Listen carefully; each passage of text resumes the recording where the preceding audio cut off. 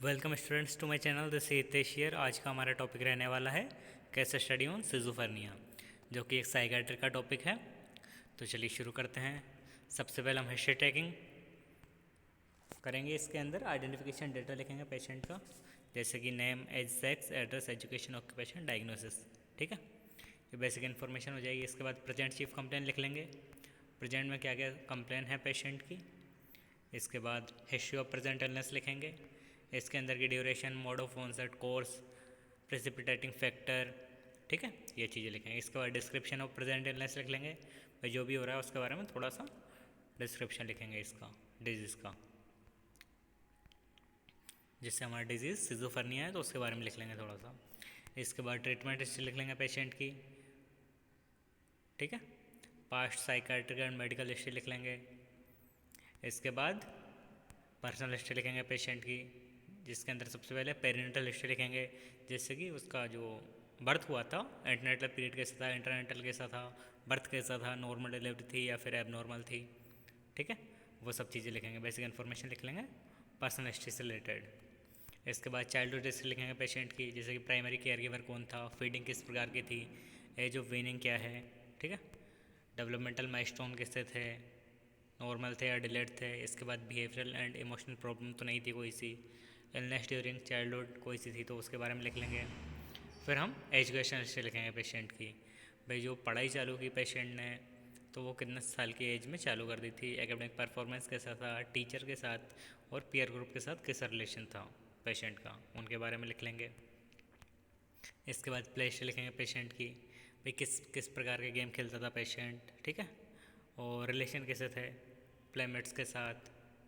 इसके बाद में इमोशनल प्रॉब्लम ड्यूरिंग एडोलसेंट अगर कुछ थी तो उसके बारे में लिख लेंगे हम। फिर प्यूबर्टी से रिलेटेड इन्फॉर्मेशन लिखेंगे हम। ठीक है, प्यूबर्टी के बाद ऑक्यूपेशनल हिस्ट्री लिख लेंगे पेशेंट की, भाई पेशेंट क्या काम करता है और सेटिस्फेक्शन है कि नहीं है ऑक्यूपेशन से रिलेटेड। इसके बाद सेक्सुअल एंड मैरिटल हिस्ट्री लिख लेंगे, पेशेंट मैरिड है, अनमैरिड है। ठीक है, और उसके फैमिली में कौन कौन है।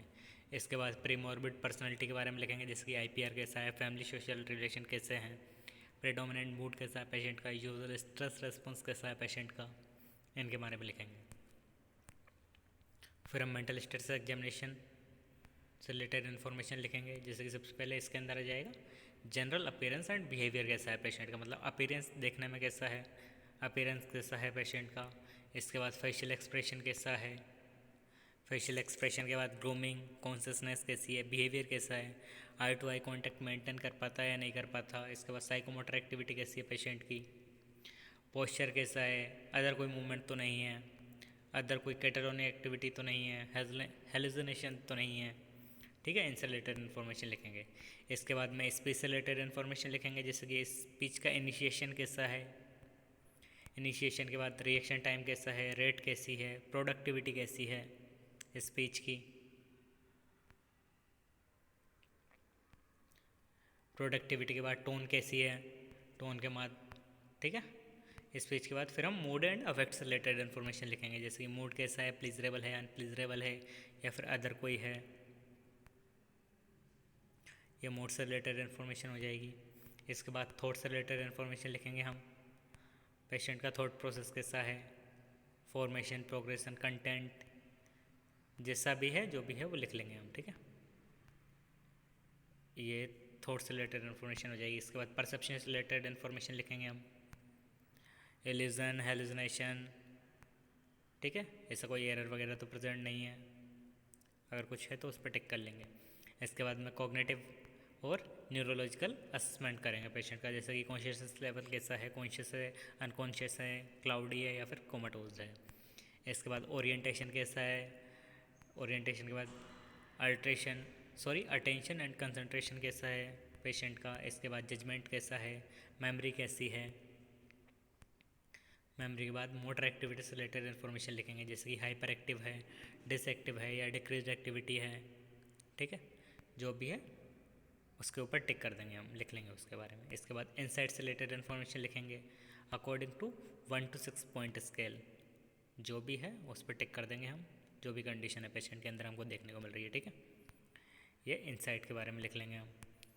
इसके बाद नीड ऑफ पेशेंट लिख लेंगे, भाई क्या क्या पेशेंट की नीड है जो हमको फुलफ़िल करके चलनी है। ये नीड्स हो जाएंगी पेशेंट की बेसिक। इसके बाद में डिजीज़ की कंडीशन के बारे में लिखेंगे, जैसे book picture of disease condition, ठीक है, बुक पिक्चर और पेशेंट पिक्चर। सबसे पहले तो इंट्रोडक्शन लिख लेंगे हम सिज़ोफ्रेनिया का, ये इंट्रोडक्शन हो जाएगा। इंट्रोडक्शन के बाद डेफिनेशन लिखेंगे हम, सिज़ोफ्रेनिया जो कंडीशन होती है उसकी डेफिनेशन हो जाएगी। डेफिनेशन के बाद इंसिडेंस लिख लेंगे इसके, इंसिडेंस रेट क्या है सिज़ोफ्रेनिया की। इंसिडेंस के बाद एटियोलॉजी के बारे में लिखेंगे हम, भाई कारण क्या क्या रहेंगे सिज़ोफ्रेनिया होने के, बुक के अकॉर्डिंग क्या है और पेशेंट के अंदर क्या कारण था। इसके बाद पैथोफिजियोलॉजी लिखेंगे हम, ठीक है, मतलब ये साइकोपैथोलॉजी जो भी है, भाई किस प्रकार से और कैसे डिजीज़ अकर हो रही है पेशेंट के अंदर, वो लिख लेंगे हम। फिर हम क्लिनिकल फीचर्स के बारे में लिखेंगे, मतलब साइन सिम्टम्स, ये भी according to book and according to patient, ये दोनों हो जाएंगे, हम सामने लिख लेंगे हम। इसके बाद में इन्वेस्टिगेशन और डायग्नोसिस क्या क्या करवाएंगे हम, उससे रिलेटेड इन्फॉर्मेशन लिखेंगे, जैसे कि कौन कौन सी जांचें करवाई हैं हमने और कौन कौन सी करवानी चाहिए, ये डायग्नोसिस और इन्वेस्टिगेशन से रिलेटेड इन्फॉर्मेशन हो जाएगी। इसके बाद में ट्रीटमेंट मेथड क्या यूज़ किया गया है according to book and according to patient, ये ट्रीटमेंट हो जाएगा।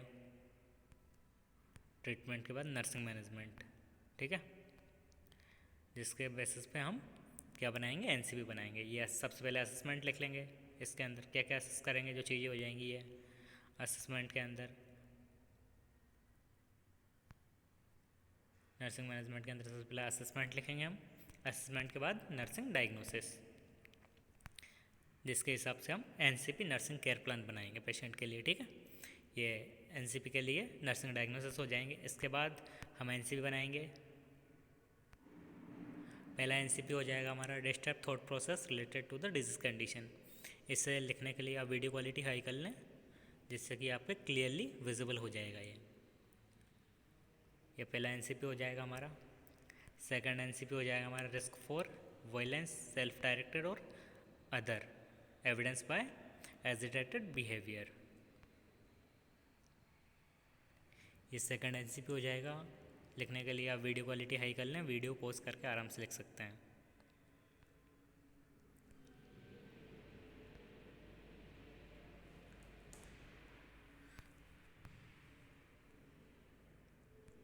इसके बाद थर्ड एनसीपी हो जाएगा हमारा impaired verbal communication related to panic anxiety, ये तीसरा एनसीपी हो जाएगा। इसके बाद फोर्थ एनसीपी हो जाएगा हमारा self care deficient related to the disease condition, इस सेल्फ केयर भी नहीं कर पाएगा पेशेंट सही प्रकार से, ये हो जाएगा हमारा एक और एनसीपी। क्वालिटी हाई कर लें, आपको एक क्लियरली विजुअल हो जाएगा।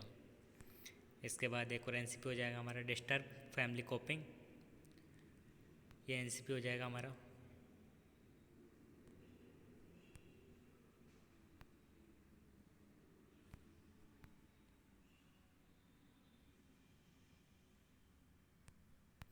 इसके बाद लास्ट हो जाएगा हमारा knowledge deficient related to the disease condition,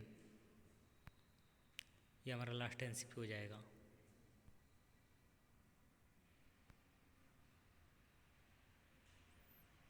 ठीक है,